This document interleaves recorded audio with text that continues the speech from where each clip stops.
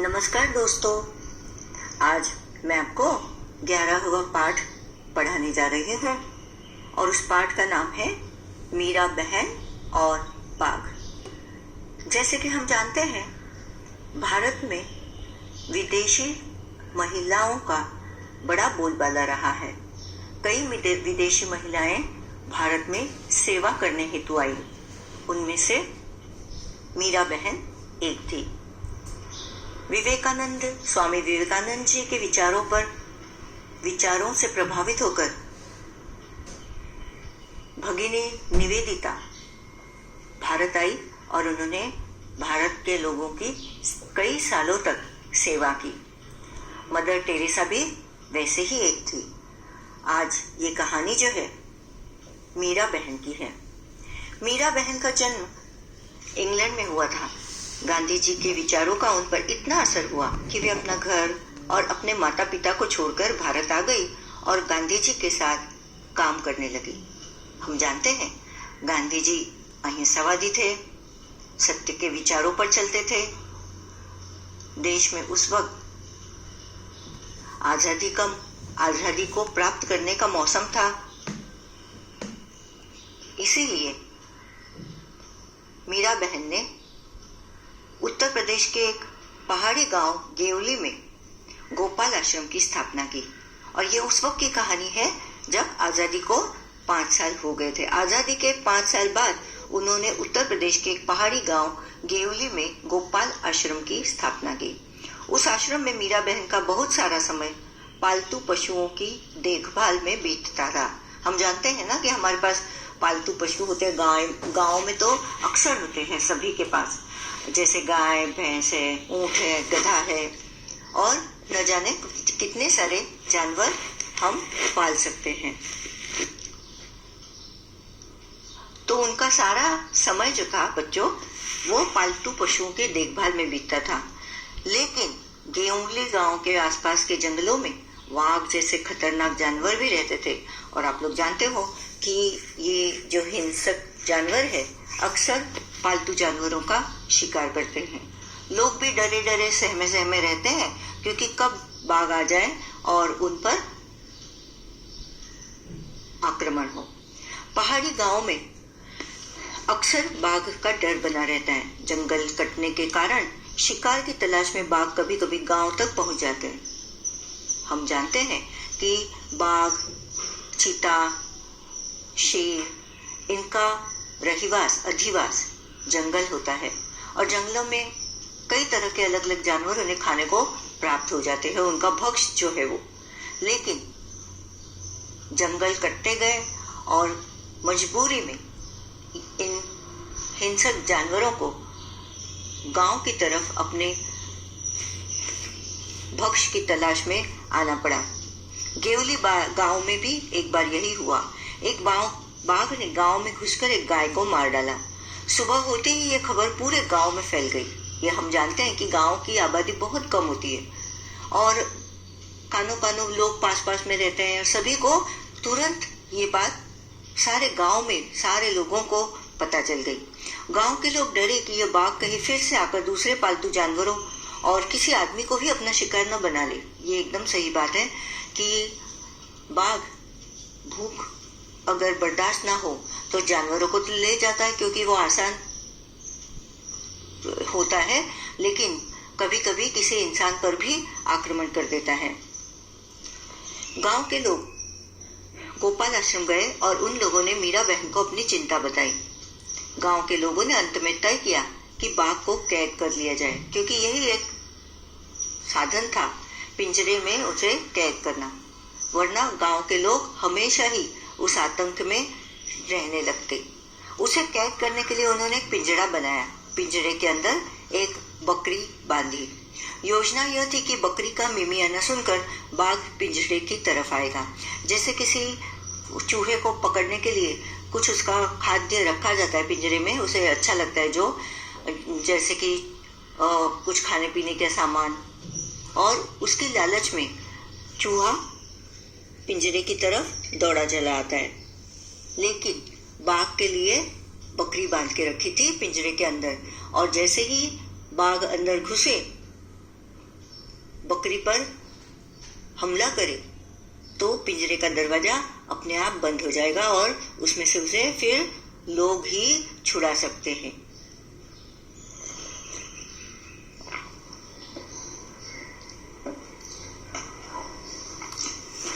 पिंजरे का दरवाजा इस प्रकार खुला हुआ बनाया गया था कि बाघ के अंदर घुसते ही वह दरवाजा झटके से बंद हो जाए। शाम होने तक पिंजरे को ऐसी जगह पर रख दिया गया जहां बाघ अक्सर दिखाई देता है, क्योंकि उसे पकड़ना जो था, नहीं तो बाघ किसी इंसान पर आक्रमण कर देता। यह जगह मीरा बहन के गोपाल आश्रम से ज्यादा दूर नहीं थी। रात बीती, सुबह की रोशनी होते ही लोग पिंजरा देखने निकल पड़े। उन्हें लगा था कि बकरी को अंदर बांधा है तो जरूर उसे खाने के लिए बाघ आया होगा और अब हमें बाघ के आतंक से छुटकारा मिलेगा। उन्होंने दूर से देखा कि पिंजरे का दरवाजा तो बंद है। वे यह सोचकर बहुत खुश हुए कि बाघ जरूर पिंजरे में फंस गया होगा। लेकिन जब वे पिंजरे के पास पहुंचे तो क्या देखते, पिंजरे में बाघ नहीं था। तो ऐसे कैसे हुआ? पिंजरे का दरवाजा बंद कैसे हुआ? यूं ही तो दरवाजा बंद नहीं होगा और बाघ अंदर नहीं है, ये क्या बात हुई? लोग चकित थे, बाघ के अंदर गए बिना पिंजरा बंद कैसे हो गया? लोग मीरा बहन के पास पहुंचे। उन्होंने क्या सोचा लोगों ने कि मीरा बहन का आश्रम, गोपाल आश्रम पास ही में, उन्हें जरूर पता होगा कि ये क्या बात हुई। लोगों ने सोचा कि गोपाल आश्रम पास में ही था, इसलिए शायद मीरा बहन को मालूम हो कि रात में क्या हुआ। पूछने पर मीरा बहन बोली, देखो भाई, मुझे नींद नहीं आ रही थी। मैं सोचती रही कि आखिर बाघ को धोखा देकर हम क्यों फंसाए, इसलिए मैं गई और पिंजरे का दरवाजा बंद कराई। अब हमें पता चलता है मीरा बहन की बढ़ाई का। उन्हें इस बात का भी दुख था कि धोखा देकर किसी को इस तरह फंसाना उचित नहीं, फिर वो बाघ जैसा हिंसक प्राणी ही क्यों ना हो। अब कहानी में बाघ को खतरनाक जानवर बताया गया है। नीचे दी गई सूची में सबसे खतरनाक चीज तुम्हारी समझ में क्या है? तो कौन सी बातें दी गई है? चाकू, बिजली, टूटा हुआ कांच और आग। मैं समझती हूँ सबसे ज्यादा खतरनाक आग है, क्योंकि उस पर काबू पाना कठिन होता है और जब यह आग फैल जाती है तो जान माल की तबाही मचती है। मीरा बहन की बात सुनकर गांव के लोगों को निराशा हुई होगी। उन्होंने मीरा बहन से क्या कहा होगा, सोचकर गांव के लोगों की बात लिखो। जब मीरा बहन ने बताया होगा कि उन्होंने पिंजरे को बंद किया, तब गांव वालों ने कहा होगा कि ये ठीक नहीं किया आपने। क्यों? किसी ने कहा होगा कि बाघ आकर जानवरों को खा जाता है और तब उस पर दया क्यों दिखाए। किसी ने कहा होगा बाघ को पकड़कर बंद न किया तो वह किसी इंसान को भी खा सकता है। लोगों का डर के कारण घरों से बाहर निकलना बंद है। खतरनाक है या नहीं? देवली गांव के आसपास के जंगलों में बाघ जैसे खतरनाक जानवर भी रहते थे। तुम्हारे हिसाब से नीचे लिखे जंतुओं में से कौन कौन खतरनाक हो सकते हैं, उन पर गोला बनाओ। यहाँ बहुत सारे प्राणी दिए हैं, जानवर, और हम देखेंगे उसमें से पहले कौन से जानवर दिए हैं और कौन सा खतरनाक हो सकता है। भैंस, चीता, बकरी, कुत्ता, बिल्ली, चूहा, सांप, बिच्छू, कछुआ, केंचुआ, तिलचट्टा, कबूतर और भालू। और मेरे हिसाब से सांप सबसे खतरनाक जानवर है। अगर सांप पर गलती से भी पांव पड़े तो ये काट लेता है और इसका जहर, सांप का जहर, इंसान को मौत के घाट उतार देता है। उसी तरह चीता एक हिंसक जानवर है, फुर्तीला है, जानवरों को मारकर खाता है, इसलिए इससे भी डर बना रहता है। बिच्छू जो है, यह कीट विषधारी होता है और इसका डंक बड़ा दर्दनाक होता है। फिर अंत में बात आई तिलचट्टे की, यानी कॉकरोच, जो हमारे घर में यहाँ वहाँ हमें दिखाई देते हैं, गटर के पास, गंदगी भरे स्थानों में। तो बीमारी फैलाने वाला यह गंदा कीट है। अब चूहा पकड़ने का पिंजरा देखकर बताओ कि वह अपने आप कैसे बंद हो जाता है और एक बार कैद हो जाने के बाद चूहा उससे बाहर क्यों नहीं आ पाता। चूहा पकड़ने का पिंजरा इस तरह से बनाया गया है कि चूहे के लिए जो खाना रखा जाता है उसे खींचने से खटका होकर पिंजरे का दरवाजा बंद हो जाता है। अब यहाँ पूछा है गांव वालों ने बाघ को पिंजरे में बंद करने की योजना बनाई थी। किसी आजाद पशु या पक्षी को पिंजरे में बंद करके रखना सही है या गलत? मेरे हिसाब से तो ये बिल्कुल गलत है, क्योंकि आजादी का अधिकार सभी को है। इस तरह किसी को बंद करना योग्य नहीं है। क्यों और कैसे? अपने मन से सोचकर लिखो, ऐसे कैसे किया होगा? बाघ की खबर पूरे गांव में फैल गई। कैसे? जबकि हम जानते हैं कि गांव की जनसंख्या आबादी बहुत कम होती है और लोग एक दूसरे के संपर्क में रहते हैं। जैसे ही बाघ ने गाय का शिकार किया होगा या हमला किया होगा, वैसे ही सुबह होते ही गांव में आग की तरह यह खबर फैल गई होगी। लोग मीरा बहन के पास पहुंचे। क्यों? लोगों ने बाघ को पकड़ने के लिए एक पिंजरा बनवाया था और उसका दरवाजा इस तरह खुला छोड़ा था कि बाघ अंदर जाते ही, बकरी को पकड़ते ही पिंजरे का खटका होकर वह दरवाजा बंद हो जाएगा। लोग जब सुबह उठे और पिंजरे की तरफ उन्होंने देखा तो पिंजरे का दरवाजा बंद था, तो उन्हें जानना था कि और अंदर बाघ नहीं था। तो ये कैसे हुआ? उन्होंने सोचा कि मीरा बहन का आश्रम पास के ही स्थान में है, तो वे जरूर जानती होगी कि पिंजरे का दरवाजा बंद कैसे हुआ, और ये जानने के लिए लोग वहां पहुंचे। पिंजरा बिना बाघ के बंद हो गया। कैसे? बिना बाघ के पिंजरा बंद हो गया क्योंकि मीरा बहन ने उसे बंद कर दिया था। बकरी कहे कहानी। सोचो, अगर यह कहानी बकरी सुनाती तो क्या क्या बताती। उसकी कहानी मजेदार होती है ना। बकरी अपनी कहानी में क्या क्या बताती? डरी हुई बकरी बताती कि जानते हो, मेरे पास खड़ी गाय को बाघ पलक झपकते ही उठा ले गया। मैं बहुत डरी हुई थी, इसलिए अपनी जान बचाने हेतु मैं छुप गई। चलो पकड़े। गांव वालों ने बाघ को पकड़ने के लिए एक योजना बनाई थी। कक्कू के घर में रोज बिल्ली आकर दूध पी जाती है। कक्कू की मदद के लिए कोई योजना बनाओ। बिल्ली को पकड़ने के लिए पिंजरे में बिल्ली को ललचाने वाली चीजें रखकर बिल्ली के आने जाने वाली जगह पर रखना होगा। इससे बिल्ली पकड़ में आ जाएगी। पाठ से आगे ये सभी चित्र किसी एक व्यक्ति से जुड़े हुए हैं। पता करो कौन? तो ये सभी चित्र जैसे चरखा, लाठी, घड़ी, 3 बंदर, चश्मे और खड़ाऊ, ये सभी चीजें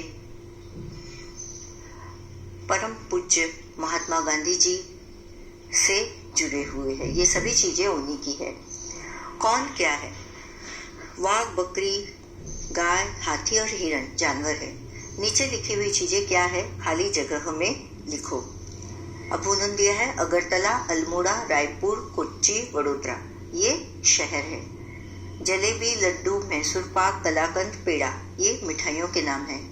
नर्मदा, कावेरी, सतलुज, ब्रह्मपुत्र, यमुना, ये नदियों के नाम है। बरगद, नारियल, पीपल, चीड़, नीम पेड़ है। गेहूं, बाजरा, चावल, रागी, मक्का, ये धान है, अनाज।